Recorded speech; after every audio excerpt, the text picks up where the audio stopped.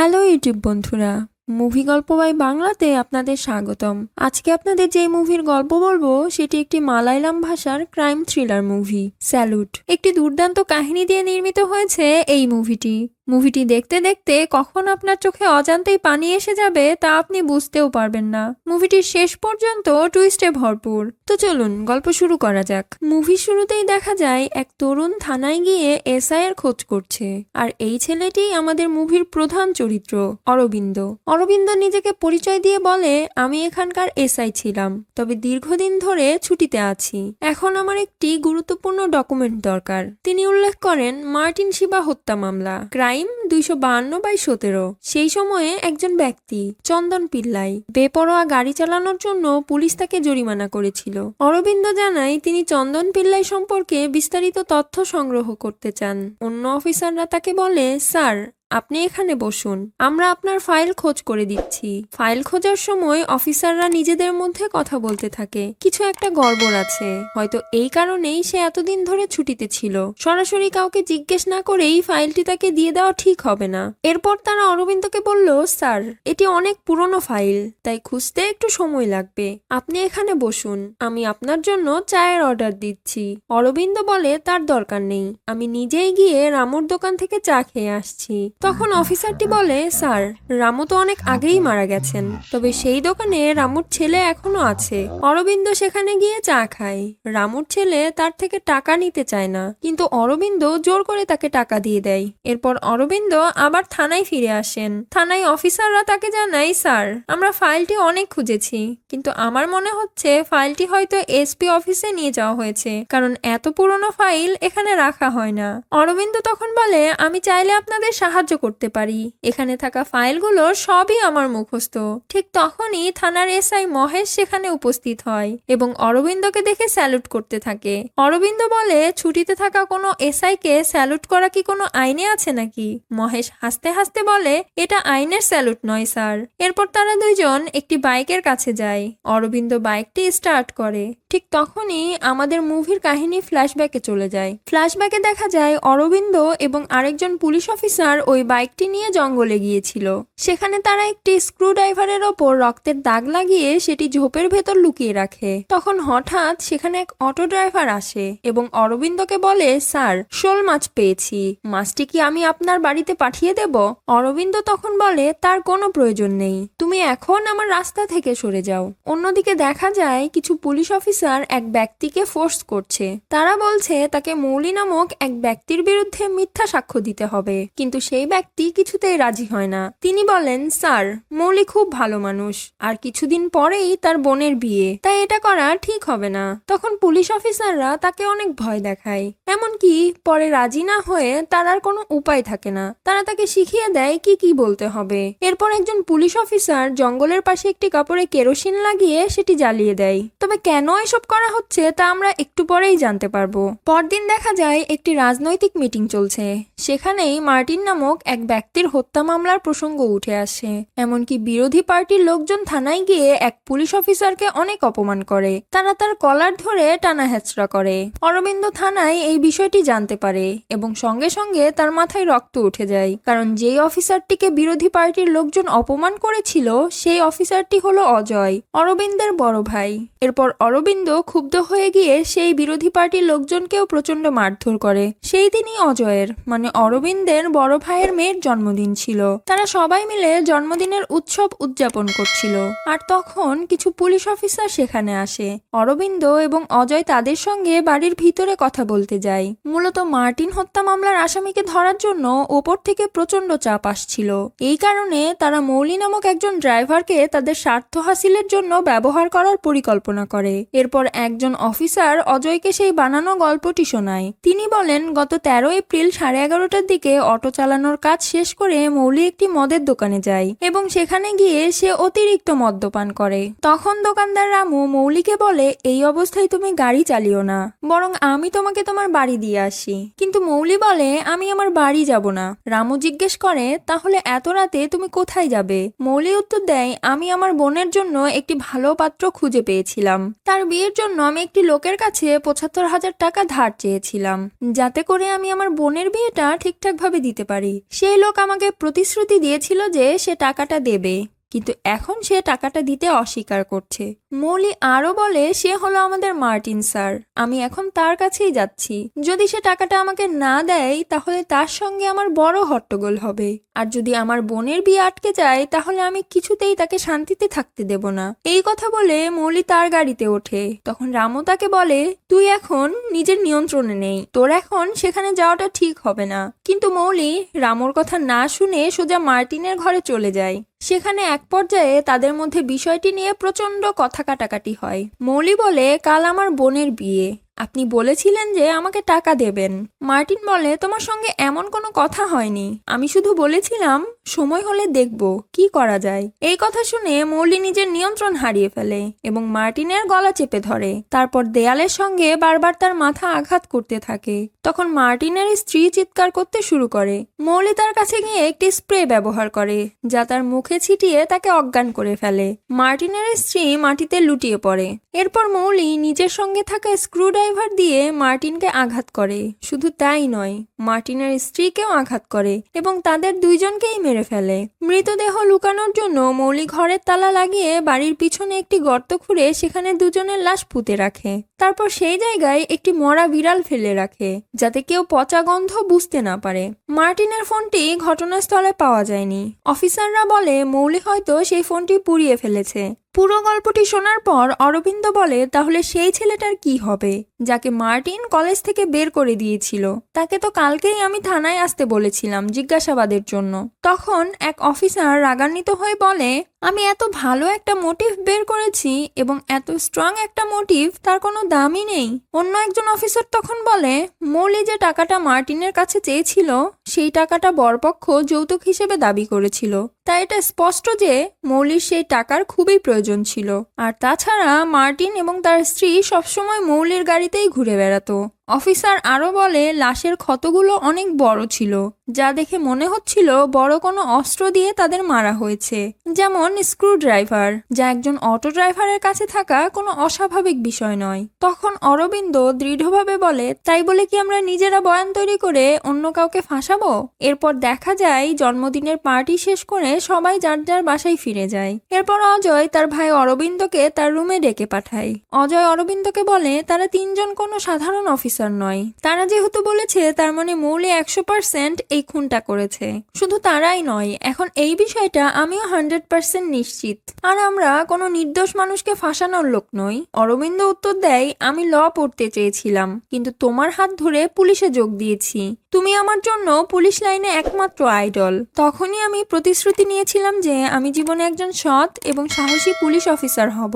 তখন অজয় বলে, আমি যখন কোবালামে এসআই ছিলাম তখন এক ব্যক্তি একটি শিশুকে হত্যা করে। হত্যার পর সেই ব্যক্তি অস্ত্রটি নদীতে ফেলে দেয়। পরে আদালত থেকে তাকে জামিন দেয়া হয়, কারণ পুলিশ আদালতে হত্যার অস্ত্রটি জমা করতে পারেননি। এরপর আমাকে এসআই থেকে সরিয়ে ট্রান্সফার করে সরাসরি ট্রাফিক পুলিশে পাঠিয়ে দেয়া হয়। ওই দিন থেকে আমি প্রতিজ্ঞা করেছি অন্তত কোনো অপরাধীর মাস্টার প্ল্যানের জন্য যেন আমাদের ক্যারিয়ারের কোনো প্রভাব না পড়ে। এখন সমস্যা হলো, এখানকার ক্ষমতাসীন পার্টি যদি কোনোভাবে হেরে যায় তাহলে আমাদের কোনো পুলিশ অফিসারই এখানে থাকতে পারবে না। আমাদের ক্ষমতা শুধু আমাদের ইউনিফর্মেই সীমাবদ্ধ, তাছাড়া কেউ আমাদের বাঁচাতে আসবেও না। অজয় আরো বলে, তবে মৌলির বিরুদ্ধে সব প্রমাণ অন্যদের তুলনায় অনেক বেশি শক্তিশালী, আর তুমি কিনা তার ফালতু আবেগে ফেসে গেলে। একজন দক্ষ বিচারের সবচেয়ে বড় হাতিয়ার হলো তার অভিজ্ঞতা, আর সেটি তুমি আগামী 5 বছরের মধ্যেই শিখে যাবে। তুমি চাইলে আমাকে দেখেও তা শিখে নিতে পারো। এরপর যে যার মতো ঘুমিয়ে পড়ে। কিন্তু রাতে অরবিন্দের ভাবি তাকে ডেকে তোলে। তিনি বলেন, এসপি সাহেব তোমার ভাইয়ের ফোনে অনেকবার কল করেছেন। তোমার ভাই আজ অনেকটা মদ্যপান করে ঘুমিয়ে পড়েছে, তাই আমি তাকে ডাকিনি। তবে এসপি সাহেব একটি এসএমএস পাঠিয়েছেন, তুমি একটু দেখে নাও বিষয়টা কি। এটি হয়তো মার্টিন হত্যা মামলার সঙ্গে জড়িত কোনো ব্যাপার। অরবিন্দ তার ভাবিকে বলে, তুমি চিন্তা করো না, বিষয়টা আমি দেখে নেব। এরপর অরবিন্দ দুইজন পুলিশ অফিসারকে সঙ্গে নিয়ে সোজা মৌলির বাড়িতে যায়। সেখানে পৌঁছে অরবিন্দ মৌলিকে ডাক দেয়। মৌলি ঘরের বাইরে আসে, কারণ সে অরবিন্দকে অনেক সম্মান করত। ঠিক তখনই অন্য পুলিশ অফিসাররা এসে মৌলিকে জোর করে গাড়িতে উঠিয়ে ফেলে। মৌলি কাতর স্বরে বলে, স্যার, এত রাতে আমার বোন ঘরে একা, প্লিজ আমাকে ছেড়ে দিন, আমি কিছু করিনি। কিন্তু তার কথা কেউ শোনে না। তারা মৌলিকে সোজা মার্টিনের বাড়িতে নিয়ে যায় এবং তাকে দিয়ে জোর করে প্রমাণ তৈরি করানোর চেষ্টা করে। এরপর তারা মৌলিকে ওই ঘরের মধ্যে ঢুকিয়ে অনেক মারধর করে এবং জিজ্ঞাসা করে খুনের অস্ত্রটা কোথায় লুকিয়ে রেখেছো। পুলিশ মৌলিকে হুমকি দেয়। মৌলি কাতর স্বরে বলে, স্যার, এসব বিষয়ে আমি কিছুই জানি না, দয়া করে আমাকে ছেড়ে দিন। পরদিন পুলিশ মৌলিকে সেই জায়গায় নিয়ে যায় যেখানে পুলিশ অফিসাররা আগে থেকে একটি রক্তমাখা স্ক্রুড্রাইভার ঝোপের মধ্যে লুকিয়ে রেখেছিল। সেখানে গিয়ে তারা সেটি বের করে। পরে পুলিশ অফিসাররা একটি মিটিং এ বসে। এক অফিসার বলে, কাল আমি তিরুমালায় টহল দিচ্ছিলাম, তখন একটি গাড়ি আমার কাছে আসে। গাড়ির চালক খুব মদ্যপ অবস্থায় ছিল। আমি তার ব্যক্তিগত তথ্য চাইলে সে সঠিক কিছুই বলতে পারছিল না। তার কথাবার্তায় অনেক ধোঁয়াশা ছিল। আমার সন্দেহ হয়েছিল হয়তো গাড়িটি সে চুরি করেছে। পরে আমরা গাড়িটি সার্চ করি এবং সেখানে একটি ফোন পাই। ফোনটি অন করে আমি নিজের নাম্বারে কল করি। তখন বুঝতে পারি এটি মৃত মার্টিনের নাম্বার। এটি ছিল সেই হারিয়ে যাওয়া ফোন। এরপর অফিসার বলে তাকে জোরে গাড়ি চালানোর অপরাধে একটি সাধারণ মামলা দিয়ে ছেড়ে দেই। অজয় জিজ্ঞেস করে, আর কেউ কি তোমার সঙ্গে ছিল? অফিসার উত্তর দেয়, না, আর কেউ ছিল না, আমি সেখানে একাই ছিলাম। আর ওই লোকটির নাম হচ্ছে চন্দন পিল্লাই। এর বাইরে আমি তাকে আর কিছুই জিজ্ঞেস করিনি। অরবিন্দ তখন বলে তাকে অন্তত জেলে নেওয়া উচিত ছিল, কারণ তার কাছে ক্রাইম সিন থেকে গায়েব হওয়া একটি ফোন পাওয়া গেছে। অজয় উত্তর দেয়, এই কেসের রায় আদালত ইতিমধ্যেই দিয়ে দিয়েছে, এখন এই কেসটি আমাদের হাতে নেই। তাছাড়া মৌলির বিরুদ্ধে যে প্রমাণ আমরা পেশ করেছি তার কি হবে? সে গত 3 মাস ধরে জেলে আছে, তাহলে তার দায়ভার কে নেবে? এর বদলে আমাদের সবাইকে জেলে যেতে হবে। চন্দন পিল্লাই শুধু একজন জোরে গাড়ি চালানোর আসামি, তাকে নিয়ে এত ভাবার কিছু নেই। অরবিন্দ জিজ্ঞেস করে, তাহলে মৌলির কি হবে? অনেক অফিসার তখন বলে তাকে জেল থেকে বের হতে দিন, এরপর আমরা সবাই মিলে তার জন্য কিছু একটা করব। কিন্তু এখন আমরা বাধা দিলে কোর্ট আমাদের বড় ধরনের শাস্তি দিতে পারে। অরবিন্দ তখন বলে, আবার যদি এমন কোনো কাহিনী হয় যেখানে রাজনৈতিক চাপ থাকবে, তখন কি আপনারা সবাই মিলে আবার একজন নির্দোষকে ফাঁসিয়ে দেবেন? অজয় বলে, এটাই হচ্ছে সিস্টেম।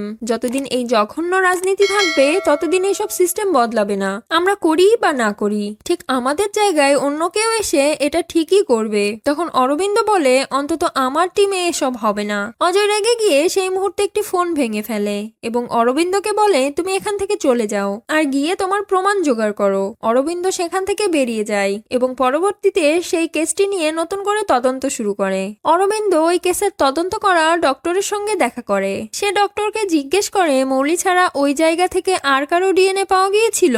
ডক্টর উত্তর দেয়, মৌলির ওপর সন্দেহ পাকা হয়ে যাওয়ার পর থেকে আমরা আর কোনো নতুন তদন্ত করিনি। তাছাড়া মৌলির রক্তের স্যাম্পল ক্রাইম সিন থেকেই পেয়েছিলাম। এরপর অরবিন্দ তার ডিএসপির সঙ্গে দেখা করে এবং এই বিষয়ে আলোচনা করে। ডিএসপি তাকে চুপ থাকতে বলেন এবং বলেন, বিষয়টি আমি দেখছি, কারণ এর সঙ্গে তোমার ভাইও কিন্তু জড়িত আছে। তখন অজয় সেখানে চলে আসে এবং অরবিন্দকে সেখান থেকে চলে যেতে বলে। এরপর সে অরবিন্দকে ফোন দিয়ে ডেকে পাঠায় এবং তার ডিউটির পরিবর্তে তাকে ডিএসপির পরিবারের সিকিউরিটির কাজে পাঠিয়ে দেয়। এমনকি কেসটি থেকে তাকে দূরে রাখার জন্য অজয় সবসময় অরবিন্দকে সামান্য কিছু কাজের জন্য অন্য জায়গায় পাঠিয়ে দেয়। এই মানসিক অত্যাচারের ফলে অরবিন্দ 5 বছরের জন্য পুলিশ থেকে ছুটি নিয়ে নেয় এবং হায়দ্রাবাদের একটি ল কলেজে ভর্তি হয়। সেখানে তার সাথে দীপা নামের একটি মেয়ের প্রেম হয়। একদিন হঠাৎ করে অরবিন্দের ভাইয়ের মেয়ে মালু তাকে ফোন করে, কিন্তু অরবিন্দ ফোন ধরতে চায় না। দীপা তখন তাকে ফোন ধরতে বাধ্য করে।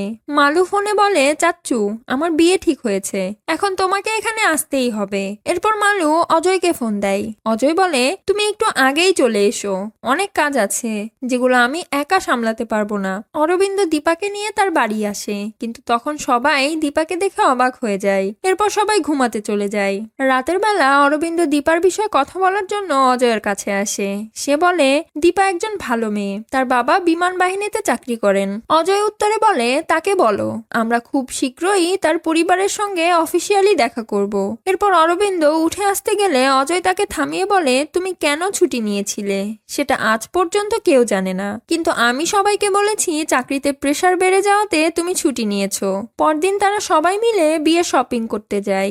দীপা এবং অরবিন্দ তাদের সঙ্গে যায় আর এখান থেকেই পুনরায় ঝামেলার সূত্রপাত হয়। শপিং এর সময় অরবিন্দ সেখানে মৌলির বোনকে দেখতে পায় এবং তার পিছু করতে থাকে। তখন মৌলির বোন ভীত হয়ে বলে, স্যার, দয়া করে করে আমার আর সর্বনাশ করবেন না।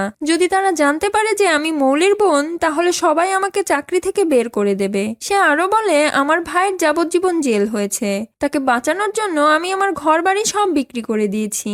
এই কথা শোনার পর অরবিন্দের মাথা ঘুরতে থাকে। অরবিন্দ সোজা গিয়ে মৌলির সঙ্গে দেখা করে। তখন মৌলি তাকে বলে, আমাকে ফাঁসানোর জন্য কি আপনি কোনো মেডেল পেয়েছেন স্যার? আমার জীবনটা তো নষ্ট করলেনই, সঙ্গে আমার বোনের জীবনটাও একেবারে নষ্ট করে দিলেন।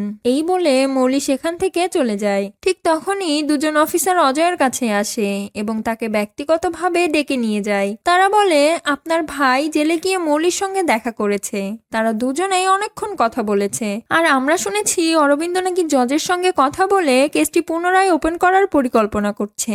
এই কথা শোনার পর অজয় সঙ্গে সঙ্গে অরবিন্দের ফোনে কল দেয়, কিন্তু অরবিন্দের ফোন বন্ধ পায়। অজয় তখন দুজন লোক ঠিক করে তারা সবসময় অরবিন্দের ওপর নজর রাখবে। তিনি তাদের কঠোরভাবে বলেন এই বিষয়টি অত্যন্ত গোপনীয় থাকবে। সেই লোক দুইটি অরবিন্দের ওপর নজরদারি করতে শুরু করে। এদিকে অরবিন্দ ভুরভুরি পুলিশ স্টেশনে পৌঁছায় এবং এখান থেকেই সিনেমার গল্প আবার বর্তমানে ফিরে আসে। বর্তমানে মহেশ, অরবিন্দ এবং আরো 2 পুলিশ অফিসার মিলে সেই পুরনো ফাইলটি খুঁজছিল। অনেক খোঁজার পর অবশেষে মহেশ ফাইলটি খুঁজে পায়। অরবিন্দ ফাইলটি দেখতে থাকে এবং বলে চন্দন পিল্লাইয়ের ঠিকানাটা তাড়াতাড়ি বের করো। মহেশ তখন অরবিন্দকে বলে, স্যার ঠিক আছে, তবে আজ যা যা বলছেন সেদিন যদি আমাকে বলতেন তাহলে হয়তো সবকিছু ঠিকঠাক থাকতো। অন্যদিকে একজন অফিসার চন্দন পিল্লাইয়ের সংক্রান্ত একটি গুরুত্বপূর্ণ কাগজ খুঁজে পায়। সে কাগজটি লুকিয়ে ফেলে এবং একটি ছবি তুলে তা অজয়ের কাছে পাঠিয়ে দেয়। পরে সে কাগজটি ছিঁড়ে বাইরে ফেলে দেয়। ঠিক তখনই মহেশের কাছে একটি ফোন আসে। তাকে বলা হয় ওই কেসের ফাইলটি নিয়ে আমাদের সঙ্গে দেখা করতে হবে। মহেশ সেই ফাইলটি নিয়ে সেখান থেকে বেরিয়ে পড়ে এবং অরবিন্দকে থানায় রেখে যায়। অরবিন্দ বাইরে বের হয়ে দেখে তার গাড়িটি নো পার্কিং এ রাখার জন্য ট্রাফিক পুলিশ নিয়ে গেছে। এই কারণে সে জজের সঙ্গে দেখা করতেও যেতে পারে না। তখন সে মহেশের বাইকটি নিয়ে সেখান থেকে বেরিয়ে পড়ে। অরবিন্দ সোজা গিয়ে জজের সঙ্গে দেখা করে এবং সমস্ত প্রমাণ ও তথ্য তার সামনে তুলে ধরে। জজ তখন অরবিন্দকে প্রশ্ন করে, যখন হাইকোর্ট এই কেসের সিদ্ধান্ত জানিয়েছিল তখন তুমি কোথায় ছিলে? অরবিন্দ উত্তর দেয়, স্যার এই বিষয়টি নিয়ে আমার ওপর অনেকটা চাপ ছিল। তাছাড়া এই কেসটি আমার বড় ভাই অজয় হ্যান্ডেল করেছিল। জজ বলেন, কোর্ট জানতে চাইবে যে এতদিন লুকিয়ে থাকার পিছনে তোমার কি কারণ ছিল। তখন তুমি তাদের কি বলবে? আর এখন হঠাৎ করে এসব বিষয় কেন টানছো? তোমার কি কারো ওপর কোনো প্রতিশোধ নেওয়ার আছে, নাকি পাবলিসিটি বা টাকা পয়সা পাওয়ার জন্য এটা করছো? জজ আরো বলেন, কোর্ট কোনো খেলার মাঠ নয় যেখানে তুমি যখন যা চাইবে তাই করতে পারবে। তোমার কাছে খুবই শক্তপোক্ত প্রমাণ থাকতে হবে। তুমি যদি সেসব প্রমাণ পেশ করতে পারো তাহলে এই কেসটি রিওপেন করা সম্ভব। ঠিক তখনই এক পুলিশ অফিসার জজের সাথে দেখা করতে আসে। সে বলে, স্যার এক ব্যক্তি থানার এসআই এর গাড়ি চুরি করে এখানে এনেছে এবং সেই গাড়িটি এখন বাইরে রয়েছে। পুলিশ অফিসার অরবিন্দের কাছ থেকে গাড়ির চাবি নিয়ে গাড়ির কাগজপত্র পরীক্ষা করতে থাকে। তারা তখন দেখে গাড়িটি আসলে অরবিন্দের নামে রেজিস্ট্রেশন করা। এরপর অরবিন্দ গিয়ে পুলিশের কাছ থেকে চাবি এবং কাগজগুলো নিয়ে নেয়। সে ওই পুলিশ অফিসারকে বলে, আমি যদি চলে না যেতাম তাহলে আজকে তোমার বস থাকতাম। এই কথা বলে অরবিন্দ সেখান থেকে বাইক নিয়ে সোজা তার বাড়িতে চলে আসে। তার ভাবি তাকে জিজ্ঞেস করে, তুমি কোথায় গিয়েছিলে? অরবিন্দ উত্তর দেয়, একজন পুরনো বন্ধুর সঙ্গে দেখা করতে গিয়েছিলাম। এরপর মালু তার বয়ফ্রেন্ডের সঙ্গে অরবিন্দর পরিচয় করিয়ে দেয়। মালু বলে, এটা হচ্ছে আমার সবচেয়ে প্রিয় চাচ্চু।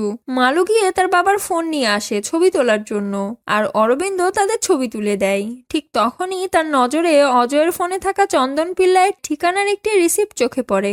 অজয় এসে দ্রুত তার কাছ থেকে ফোনটি নিয়ে নেয়।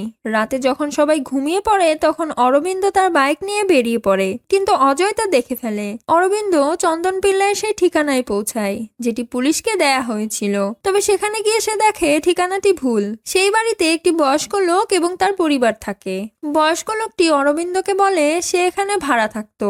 অরবিন্দ সেই পরিবারের কাছে চন্দন পিল্লাইয়ের সঙ্গে করা ভাড়ার এগ্রিমেন্ট দেখতে চায়। তবে তারা বলে সে খুবই ভালো মানুষ ছিল, তার কাছ থেকে এসব নেওয়ার আমরা কোনো প্রয়োজন মনে করিনি। তারা আরো বলে সে আমাদের জন্য একটি মূর্তি এনেছিল, যার জন্য আমরা অনেক রোগ থেকে মুক্তি পেয়েছি। তবে অনেক দিন হয়ে গেছে সে এখানে আসেনি। সেই মূর্তির বিনিময়ে সে আমাদের কাছ থেকে অনেক টাকা নিয়েছে। রাতে দীপা এবং অরবিন্দ রাস্তা দিয়ে হেঁটে যাচ্ছিল। যদি এটা প্রমাণ হয় যে মৌলি নির্দোষ, তাহলে আমার ভাই এবং আমরা দুজনেই মিনিমাম 5 বছরের জেলে যাব। এতে আমাদের পুরো পরিবারের ওপর অনেক বড় প্রভাব পড়বে। দীপা তখন বলে, অরবিন্দ, আমি তোমার থেকে অনেক কিছু শিখেছি। একজন পুলিশ অফিসার যদি কোনো ভুল করে সে মনে করে যে সে চাকরিটির যোগ্য নয় এবং তখনই সে চাকরিটি ছেড়ে দেয়, এই গুণটাই তোমাকে অন্যদের থেকে আলাদা করেছে। ঠিক তখন তারা রাস্তার মধ্যে কিছু বখাটে ছেলেকে মেয়েদের ডিস্টার্ব করতে দেখে। অরবিন্দ সঙ্গে সঙ্গে সেখানে গিয়ে বখাটে ছেলেদের প্রচন্ড মারধর করে। দীপা তখন অরবিন্দকে বোঝায়, তুমি কিন্তু এখন ডিউটিতে নেই। যাই হোক, পরদিন অজয় ডিএসপির কাছে যায় তার মেয়ের বিয়ের দাওয়াত দিতে। ডিএসপি তখন জানায় গতকাল রাত 11টায় অরবিন্দ তার ছুটি বাতিল করে পুনরায় চাকরিতে যোগ দিয়েছে। চাকরিতে ফিরে অরবিন্দ প্রথমেই মার্টিনের বাড়িতে যায়, তবে সেখানে এখন কেউ থাকে না, পুরো বাড়িটি বন্ধ। বাড়ির ভেতরে খুঁজতে গিয়ে অরবিন্দ আলমারিতে একটি মূর্তি দেখতে পায়। সেই মূর্তিটি ঠিক চন্দন পিল্লাইয়ের ভাড়া বাড়িতে দেখা মূর্তিটির মতো।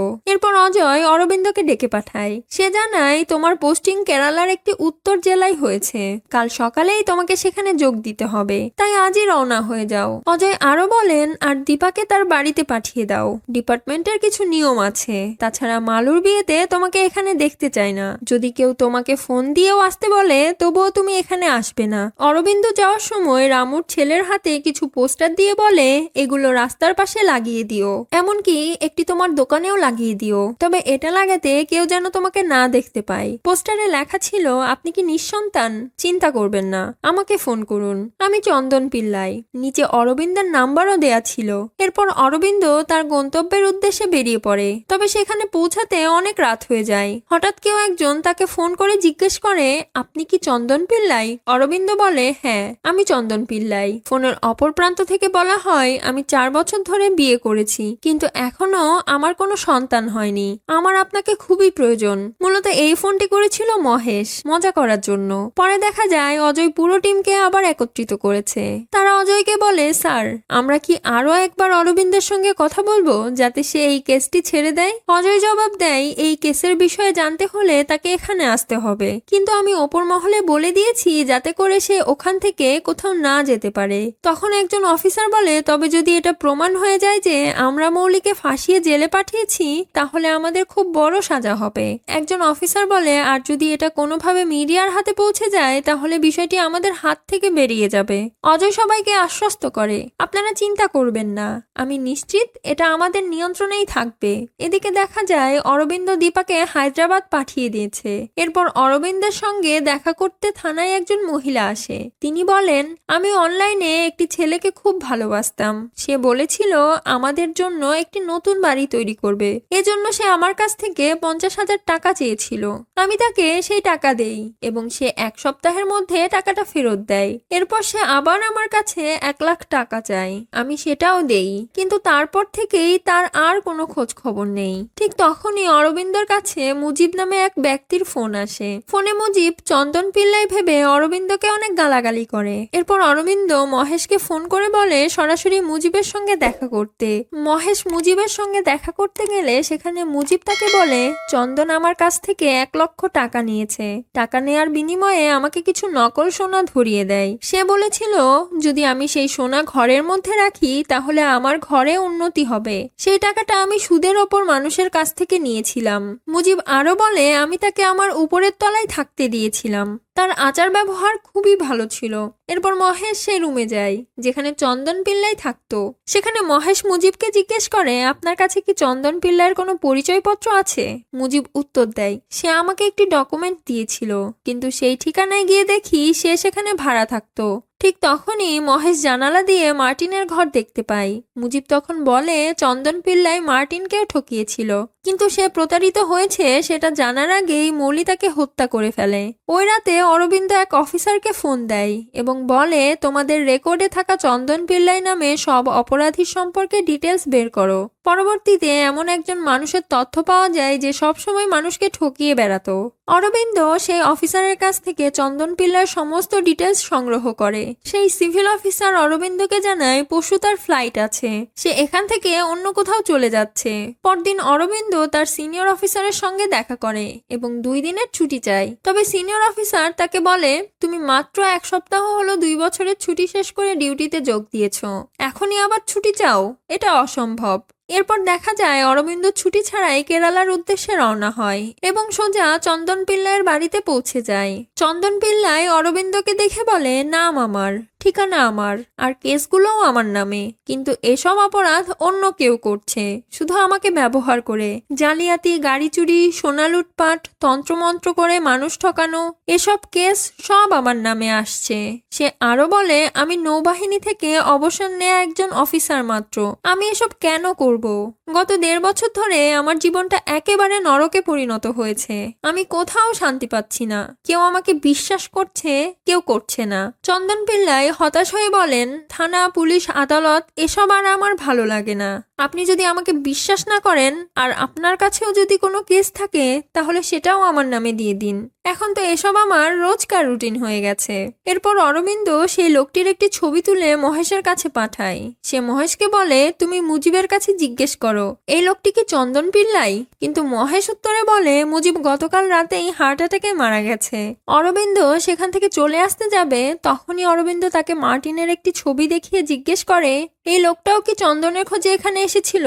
লোকটি বলে, এই লোকটাই কি সেই ব্যক্তি না যে এক অটো চালকের হাতে খুন হয়েছিল? আমি পেপারে এই ঘটনা দেখেছিলাম।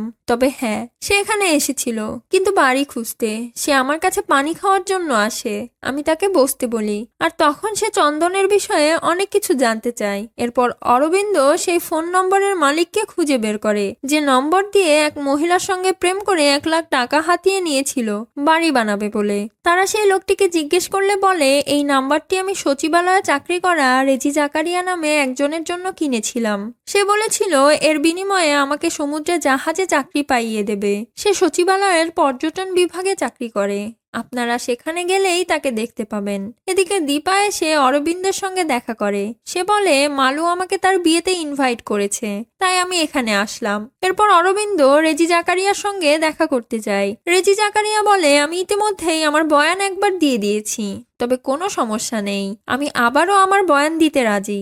সে বলে, কিছুদিন ধরে আমি জানতে পারি একজন লোক আমার নাম ব্যবহার করে মানুষ ঠকাচ্ছে। গত 1 সপ্তাহে 2 জন লোক আমার খোঁজে এখানে আসে, তাদের থেকেই আমি বিষয়টি জানতে পারি। রেজি আরো বলে, এরপর আমি একজনের কাছ থেকে প্রতারকের নাম্বার নিয়ে তাকে ফোন দেই, তাকে বলি আমার একটি চাকরি দরকার। তখন সে আমাকে বলে 2 লাখ টাকা নিয়ে একটি দ্বীপে দেখা করতে। এটি যেহেতু একটি অবৈধ পদ্ধতি, তাই সে আমাকে পুলিশ বা অন্য কাউকে জানানোর জন্য কঠোরভাবে নির্দেশ করেছিল। এরপর অরবিন্দ তার টিম সহ রেজি জাকারিয়াকে নিয়ে সেই দ্বীপে যায়। রেজি জাকারিয়া বলে, আমি কাউকে না জানিয়ে এখানে এসেছিলাম, এমনকি নিজের সুরক্ষার জন্য নিজের কাছে একটি ছুরিও রেখেছিলাম। আমি শুধু জানতে চেয়েছিলাম সে কে এবং কেন আমার নাম ব্যবহার করে এসব করছে। রেজি আরো বলে, প্রায় আধা ঘন্টা অপেক্ষা করার পর সে আমার সামনে আসে। সে বুঝতে পেরেছিল যে আমি এখানে কেন এসেছি। আমি তাকে জিজ্ঞেস করি, তুমি কে? তখনই সে আমার মুখে একটি স্প্রে করে এবং আমাকে অজ্ঞান করে দেয়। আমি মাটিতে লুটিয়ে পড়ি। ঠিক তখনই সে আমার মাথায় লোহার রড জাতীয় কিছু দিয়ে আঘাত করে। আমি সম্পূর্ণভাবে নিজের ওপর থেকে নিয়ন্ত্রণ হারিয়ে ফেলি। যখন আমার জ্ঞান ফিরে আসে তখন দেখি আমার অর্ধেক শরীর মাটির মধ্যে ঢুকে আছে। সেখানে কয়েকজন মহিলা কাজ করছিল। তারাই এসে আমাকে মাটি থেকে টেনে বের করে। মূলত তাদের কারণেই আমি এখান থেকে বেঁচে ফিরতে পেরেছি। রেজি আরো বলে, ওই লোকটা খুবই চতুর, কারণ লাশের গন্ধ যাতে কেউ বুঝতে না পারে সেই জন্য সে একটি কুকুর মেরে ফেলে রেখে যায়। অরবিন্দ রেজি জাকারিয়াকে জিজ্ঞেস করে তাকে দেখতে কেমন ছিল। রেজি বলে, সে অনেক লম্বা, গঠনশীল বডি এবং তার হাতে একটি ছুরি দিয়ে কাটার দাগ ছিল, ঠিক যেমনটা মুজিব চন্দন পিল্লাইয়ের বিষয়ে বর্ণনা দিয়েছিল, তার সঙ্গে হুবহু মিলে যায়। এরপর তারা সেখানে সেই বাড়িটি দেখতে পায় যেটির ছবি ওই মহিলাকে দিয়েছিল, যার কাছ থেকে 1 লক্ষ টাকা নিয়েছিল। অরবিন্দ সেই পজিশন খুঁজতে থাকে যেখান থেকে ছবিটি তোলা হয়েছিল। সে পজিশনটি খুঁজে বের করে এবং ঠিক তার পিছনে একটি ঘর দেখতে পায়। অরবিন্দ তার টিমকে নিয়ে সেই ঘরের ভেতরে ঢোকে। সেখানে গিয়ে তারা অনেকগুলো আইডি কার্ড, নকল পাসপোর্ট এবং ভিসা দেখতে পায়। ঠিক তখনই কেউ তাদের ওপর আক্রমণ করে। আক্রমণকারী লোকটি সেই বাড়ির কেয়ারটেকার ছিল। অরবিন্দ তাকে জিজ্ঞেস করে, এখানে কে থাকে? লোকটি উত্তর দেয়, বিনয় মোহন স্যার এই বাড়ি ভাড়া নিয়েছেন। অরবিন্দ তখন বলে, সে এখন কোথায়? লোকটি বলে, মোহন স্যার তার বাড়িতে গিয়েছেন। তিনি বলেছিলেন হয় রবিবার না হয় মঙ্গলবার এখানে আসবেন। রবিবার তো তিনি আসেননি, হয়তো আগামীকাল তিনি এখানে আসবেন। অরবিন্দ জিজ্ঞেস করে, তাহলে এই বাড়ির আসল মালিক কে? লোকটি উত্তর দেয়, তারা সবাই এই বাড়ি রেখে বিদেশে থাকে। তারা আমাকে বাড়িটি ভাড়া দিতে বলে, আর মোহন স্যার বাড়ির ভাড়াটা পুরো ক্যাশেই দিয়েছেন। এরপর অরবিন্দ তাকে কিছু আইডি কার্ড দেখিয়ে জিজ্ঞেস করে, এর মধ্যে তার কার্ড কোনটি? লোকটি বলে, এসবের মধ্যে তার কোনো কার্ড নেই। তখন অরবিন্দ জিজ্ঞেস করে, সে দেখতে কেমন ছিল?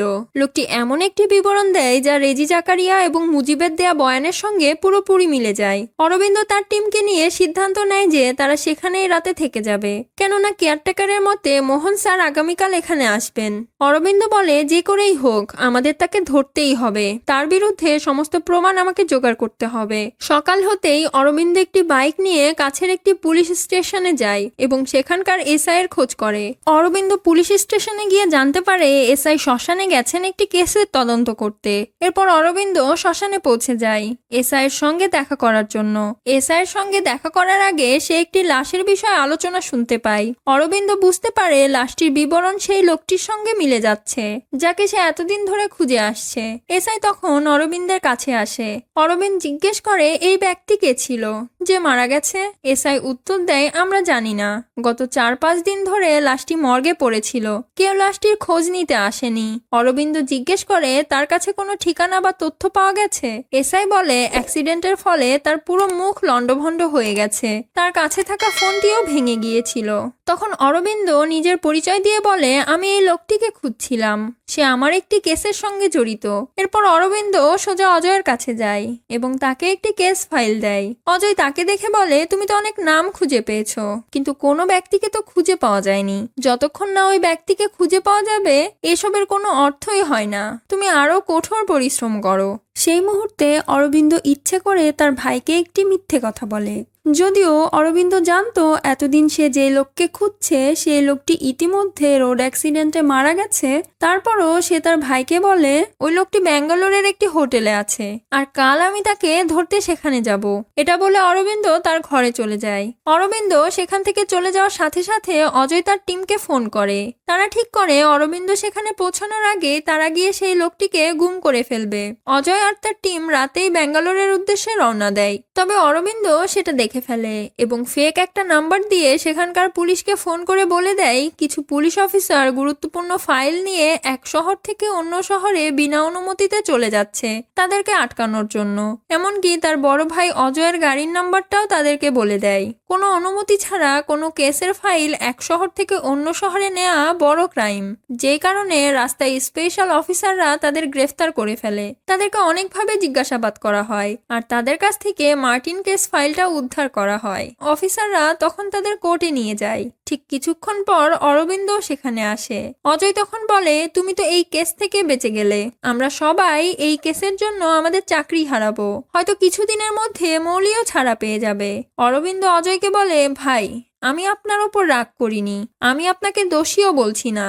আপনি যেটা করেছিলেন হয়তো তখনকার জন্য সেটাই ঠিক ছিল। আপনি হয়তো ভেবেছিলেন মৌলি আসলেই অপরাধী, যে কারণে তাকে ফাঁসিয়েছিলেন, কিন্তু এই কেস সমাধানের ক্রেডিট আমার কাছে থাকবে না, এই ক্রেডিট আপনারই হবে। আমি আদালতে রিপোর্ট করে রেখেছিলাম আপনার অনুমতি নিয়ে আমি এই কেস রিওপেন করেছি, যে কারণে এই কেসে আপনি কোনোভাবে ফেঁসে যাবেন না। এটা বলে অরবিন্দ সেখান থেকে চলে যায়। এর বেশ কিছুদিন পরে অরবিন্দ গাড়ি চালিয়ে কোথাও যাচ্ছিল। এই সময় সে দীপাকে ফোন করে বলে, আগামীকাল কোর্ট তার ফাইনাল সিদ্ধান্ত জানাবে, আশা করি মৌলি আগামীকাল মুক্ত হয়ে যাবে, হয়তো আগামীকাল আমাদের চাকরিও চলে যাবে, অথবা আমরা জেলেও চলে যেতে পারি। মাঝপথে সে গাড়ি থামিয়ে চা খায়। চা খাওয়ার পর সে তার ব্যাগের ভেতর কিছু একটা খুঁজতে গিয়ে হঠাৎ একটি চিঠি দেখতে পায়। সে চিঠিটি বের করে পড়তে শুরু করে। চিঠিতে লেখা ছিল, আমি জানি আপনি আমার পেছনে পড়ে আছেন। আপনি যদি একজন স্মার্ট পুলিশ অফিসার হন তবে আমি একজন স্মার্ট চোর, তাই কেউ আমাকে কোনোদিন দেখেনি এবং দেখতে পাবেও না। এই লড়াইয়ে জয় আমারই হলো। তখন অরবিন্দ একটু মুচকি হাসে। এত কিছুর পরেও, এত প্ল্যানিং করার পরেও এই ক্রিমিনালের মৃত্যু হয়েছিল একটা রোড অ্যাক্সিডেন্টে। বেচারা। অরবিন্দ হাসতে থাকে আর এই গল্পটা এখানেই শেষ হয়ে যায়। এখানে আমরা ইয়োসিকে দেখতে পাই, সে এই জঙ্গলে এসে ফেসে গিয়েছে। ইয়োসি কোনো রকমে প্রথম রাতটা কাটানোর পর পরের সকালে ইয়োসি জেগে উঠে দেখে তার মাথায় যোগ ঢুকে গেছে। কাঁপতে কাঁপতে সে যোগটি বের করে, যেটা একটা যন্ত্রণাদায়ক ছিল। রাতে সে ঘুমানোর সময় যোগটি তার শরীরে ঢুকে গিয়েছিল। নিজের জীবন বাঁচানোর জন্য ইয়োসিকে পাখির বাচ্চাদের খাবার হিসেবে খেতে হয়। চলতে চলতে ইয়োসি তার পায়ে আঘাত পায়। পরের দিন ইয়োসি আরো কিছু দূর যাওয়ার সময় তার পা এক কাদার মধ্যে আটকে যায়। এই জঙ্গলে প্রথমবারের মতো ইয়োসি মৃত্যুকে সামনাসামনি দেখছে। সাহস করে ইয়োসি যখন কোনো রকমে কাদার মধ্যে থেকে বেরিয়ে আসে, তখন ইয়োসির পুরো শরীর লাল পিঁপড়ে কামড়াতে থাকে। এখানে ইয়োসিকে যে কষ্ট সহ্য করতে হচ্ছে তা বর্ণনা করা সম্ভব নয়। এখন ইয়োসির শরীর অনেক দুর্বল হয়ে পড়ে এবং জীবিত বের হওয়ার জন্য ইয়োসিকে কঠিন লড়াই করতে হবে। ইয়োসি কি পারবে এই অজানা জঙ্গল থেকে বেঁচে ফিরতে? এই গল্পটি সম্পূর্ণ দেখতে আমাদের চ্যানেলের এই ভিডিওটি দেখুন।